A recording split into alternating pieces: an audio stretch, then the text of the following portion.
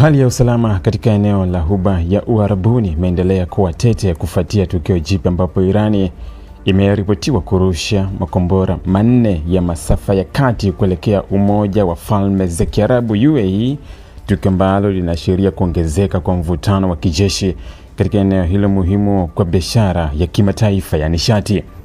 Kwa mujibu wa Wizara ya Ulinzi ya UAE, mifumo ya ulinzi wa anga taifa hilo ilifanikiwa kuyadhibiti mashambulizi haya kwa kiwango kikubwa, ambapo makombora matatu yalidunguliwa angani kabla hajafika kwenye malengo yaliyokusudiwa. Kombora la 4, kwa mujibu wa taarifa rasmi iliyotolewa kupitia mtandao wa X leo Jumatatu Mei 4 mwaka 2026, liliangukia baharini bila kusababisha madhara yoyote ya moja kwa moja. Wizara hiyo ilieleza kuwa milio ya milipuko ilisikika katika maeneo mbalimbali nchi hiyo ilitokana na operesheni za ulinzi wa anga zilizokuwa zikijaribu kuharibu makombora hayo angani. Tukio hilo lilizua taharuki miongoni mwa raia, hasa baada ya mamlaka kuwataka raia kuelekea kwenye maeneo ya kujikinga kama tahadhari ya dharura kabla ya kutangaza hali ya usalama kurejea muda mfupi baadaye. Katika matukio yanayohusiana, moto mkubwa umeripotiwa kuzuka katika eneo la viwanda la mafuta la Fujairah, ambalo ni moja ya vituo muhimu vya kimkakati vya usafirishaji wa mafuta kwa UAE. Eneo hili lina umuhimu mkubwa wa kipekee kwa sababu bandari yake iko kwenye Ghuba ya Oman, hivyo kuruhusu usafirishaji wa mafuta bila kupitia njia nyeti ya Hormuz ambayo sasa imeathiriwa na mvutano wa hatua za kijeshi kutoka Iran.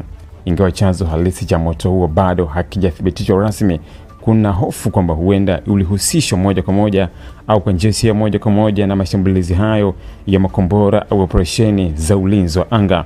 Mbali na mashambulizi ya makombora, Wizara ya Ulinzi ya UAE pia ilithibitisha kuwa Irani ilirusha drones 2 kuelekea meli ya biashara ya Emirates mapema hii leo. Ingawa hakuna taarifa za majeruhi au uharibifu mkubwa uliothibitishwa mara moja, tukio hilo linaongeza wasiwasi juu ya usalama wa njia za baharini katika eneo hilo, wakati ambapo usafirishaji wa kimataifa wa mafuta na bidhaa nyingine muhimu unategemea sana utulivu wa eneo hilo.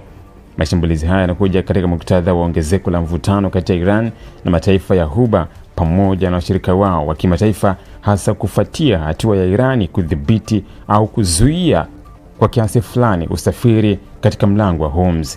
Njia hii ni muhimu sana kwa biashara ya mafuta duniani, ikibeba sehemu kubwa ya usafirishaji wa mafuta ghafi kutoka Mashariki ya Kati kwenda masoko ya kimataifa.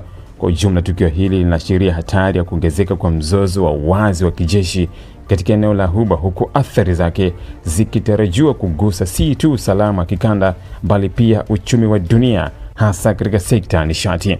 Wachambuzi wa masuala ya usalama wanaonya kuwa iwapo mashambulizi haya yataendelea kuongezeka, yanaweza kusababisha majibu ya kijeshi kutoka mataifa mengine, jambo ambalo linaweza kugeuza mvutano huu kwa mgogoro mkubwa zaidi wa kimataifa. Ili kuwa mwanafamilia bora wa Global TV, usisahau kusubscribe, like, kushare na kucomment. Baada ya kusubscribe, bonyeza alama ya kengele ili kupata taarifa kwa kila video inayopanda Global TV Online.